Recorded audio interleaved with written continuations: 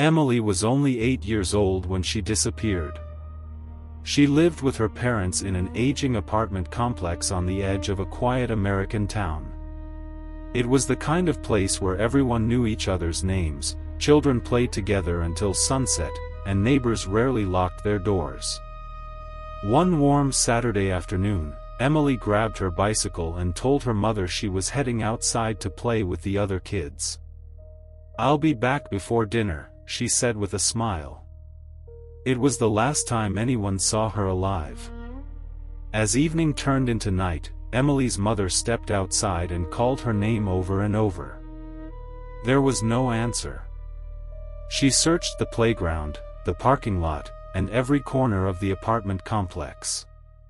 Then she knocked on every neighbor's door, asking if anyone had seen her daughter. Every child gave the same answer. "No, we haven't seen Emily today." A feeling of panic quickly took over.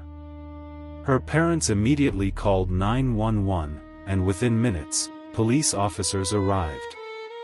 Search teams combed the neighborhood through the night while volunteers searched nearby woods, empty lots, drainage ditches, and abandoned buildings. Days passed. Then weeks. Eventually, months. Despite one of the largest searches the town had ever seen, Emily had vanished without leaving behind a single clue. The investigation slowly went cold, and hope began to fade. 3 months later, something strange started happening inside the apartment building. Residents began complaining that their tap water smelled terrible. Some said it had a metallic taste. Others described it as stale, foul, or rotten. At first, the apartment manager assumed there was a problem with the plumbing. But as more and more complaints came in, he decided to have the rooftop water storage tanks inspected. The maintenance worker climbed to the roof carrying a flashlight and a toolbox. One by one, he opened each water tank. Everything looked normal. Then he reached the last one. The moment he lifted the heavy metal lid, an overwhelming stench burst out. He instinctively stepped back before slowly shining his flashlight into the dark water below. Something pale floated just beneath the surface. At first, he thought it was a garbage bag. Then the shape became clear. It wasn't trash. It was the body of a small child. Police immediately sealed off the apartment complex while investigators recovered the remains. After a forensic examination, authorities confirmed the heartbreaking truth. The child was Emily.